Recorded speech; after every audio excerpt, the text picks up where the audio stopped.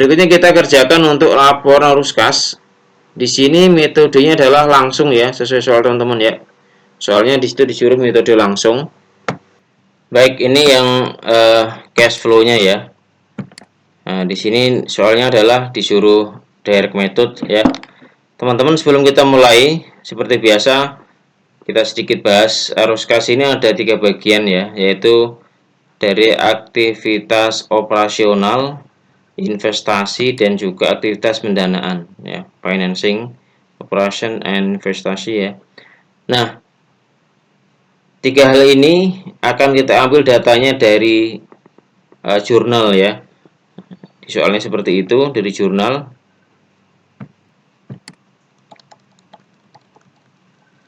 Ini ya metodenya langsung ya, metodenya langsung di perintahnya.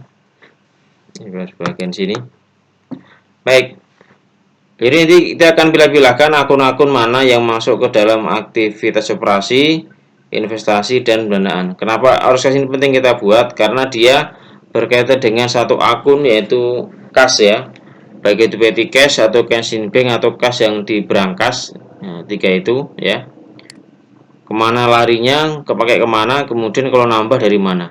Seperti itu teman-teman untuk konsep arus kas ya, jadi penting sekali kita buat. Oke, biar gampang linknya saya geser sedikit ini ya.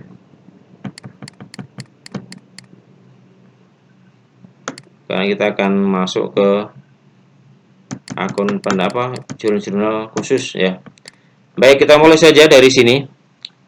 Nah, poin dari arus kas ini kita ngambil datanya dari jurnal transaksi yang ada hubung dengan kas, seperti di penerimaan kas, pengeluaran kas, petty cash ya, ataupun jurnal umum ya, tergantung soalnya ya. Kalau pembelian penjualan di sini karena kredit, maka tidak digunakan kecuali penjualan tunai ya, masuk ke penerimaan kas nanti. Nah, kita mulai dari akun-akun yang menambah dan mengurangi ya kas dari operasional. Yang pertama ini adalah transaksi-transaksi yang menambah kas dulu ya di sini. Nanti baru yang ngurangin kas, ini sama, yang nambah kas dulu, yang ngurangin kas, 3 bagian. Terus operasional itu adalah transaksi yang rutin terjadi di perusahaan, seperti penjualan tunai, pembayaran gaji rutin lah ya, seperti itu. Oke, yang pertama kita lihat dari di sini. Nah, di sini ada penjualan tunai ya, ada penjualan tunai.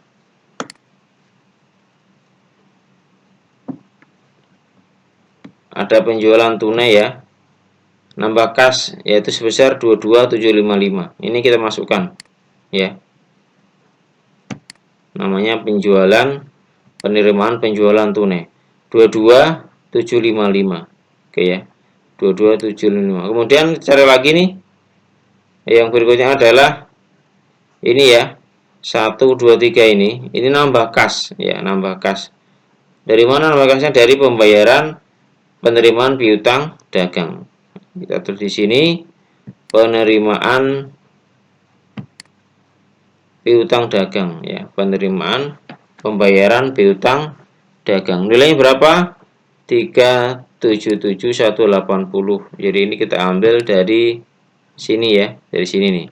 Atau ini dikurangi dengan ini ya. Totalnya adalah dari penerimaan kas ini 399.935. Oke. Teman-teman, untuk menerima kas ini sudah selesainya 2 saja. Itu dari penjualan tunai dan dari penerimaan pembayaran piutang oleh pelanggan. Oke. Sekarang kita lihat untuk pengeluarannya. Nanti ada lagi ya yang ini, di sini juga ada sebenarnya, nanti ada penerimaan bunga. Nah, tapi nanti taruh di bawah karena dia bukan dari aktivitas operasional ya. Nanti kita bahas di bawah deh. Oke, sekarang ke cash payment journal.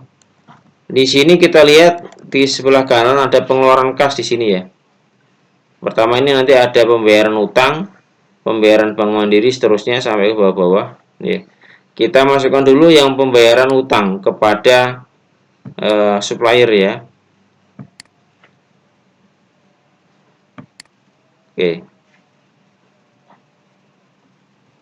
Ini dia biar nggak bingung. Pertama adalah pembayaran hutang dagang kepada supplier. Nah, ini dia 60 juta 160 ya. Kemudian yang kedua, nanti pembayaran gaji karyawan. Nah, yang ini nggak masuk ya. Kenapa nggak masuk? Karena pembayaran bunga pinjaman atau pinjaman bank ini masuk ke dalam transaksi yang tidak rutin, tidak operasional. Dia termasuk terkait dengan pembiayaan ya. Kenapa? Karena dia nambah uangnya ini pinjam dari pihak luar, bukan dari operasional rutin ya. Kecuali kalau pinjamnya dalam penjualan pembelian, nah itu baru tuh. Jadi ini maksudnya adalah kelompok akun pendanaan nantinya ke sini, ke bagian sini. Kenapa? Karena dia masuk dan keluar uang ini tidak terkait dengan aktivitas rutin operasional perusahaan. Kalau yang ngebeli ke supplier pinjam di sini masuk nanti, karena memang dia aktivitas rutin gitu kan, ataupun ngejual juga sama. Ini kalau di sini uang nambah bisa dari pemilik modal, misal dari jual saham ya, nanti atau piutang obligasi ke sini ya.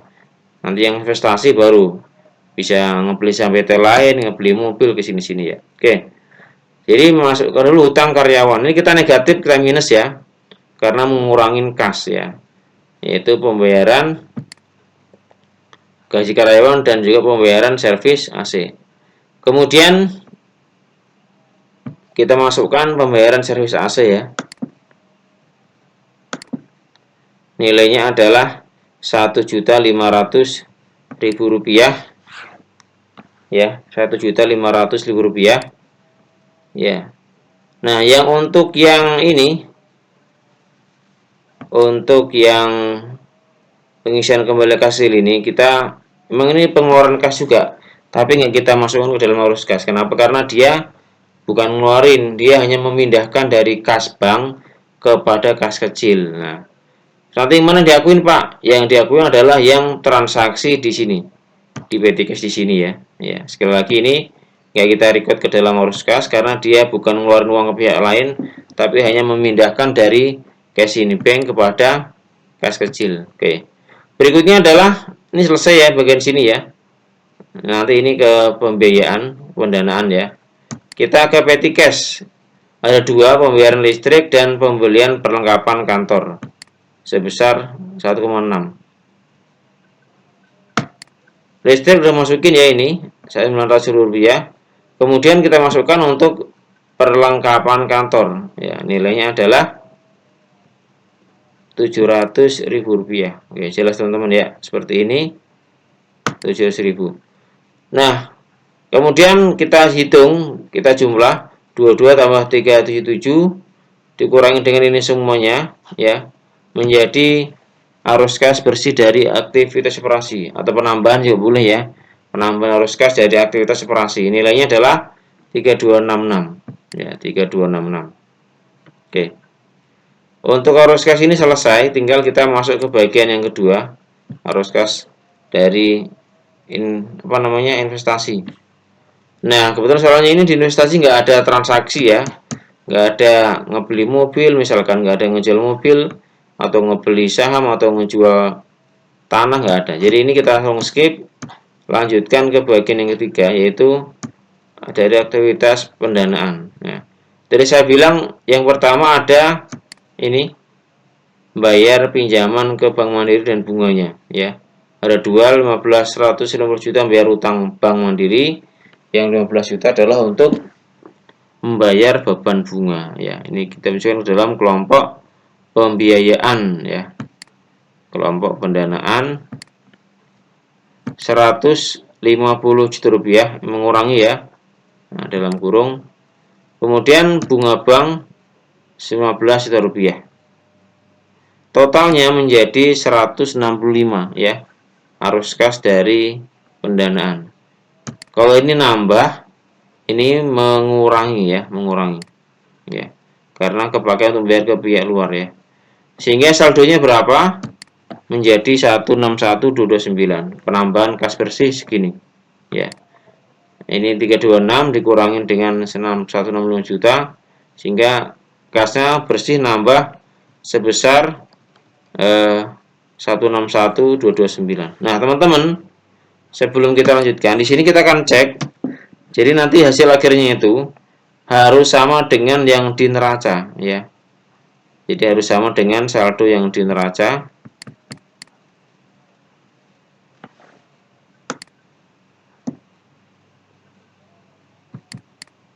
Di neraca itu ini ya, 1288 ditambah dengan ini. Jadi nanti hasil akhirnya harus sama dengan ini. Karena memang tujuan Oruska adalah tujuannya menjelaskan dua akun ini. Ini dua ya. Kalau nanti ada juga yang misalkan kas dalam bentuk dolar pun juga dihitung ya, digabung datanya berapa. Nah, nanti hasil akhirnya adalah 1297189. Oke. Kemudian ini kan penambahan segini, kita tambahkan dengan apa namanya, saldo kas per 1 Desember. Nilainya adalah 1.1.135.90. Ini kita ambil dari mana? Kita ambil dari sini. Kita ambil dari sini. 1127 tambah 8.700 ya. Ketemulah 1.135. 161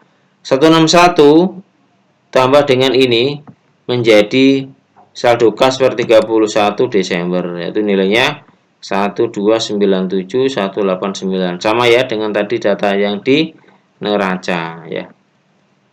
Ini penjelasan terkait dengan laporan arus kas. Baik, sampai di sini teman-teman ya. Barangkali ada pertanyaan silakan ditulis juga ya. Ini sebenarnya sederhana tapi sering menjadi masalah ketika tidak teliti dalam mengerjakannya. Jadi intinya ada 3 bagian. Arus kas dari operasi itu diambil dari kas-kas yang nambah atau ngurangin terkait dengan kegiatan normal perusahaan rutin, jual, beli, bayar gaji, bayar listrik, bayar telepon, bayar pajak, segala macam di sini semuanya ya. Pokoknya yang rutin-rutin aja ya. Tapi kalau yang nggak rutin, misalkan pinjam bank, jual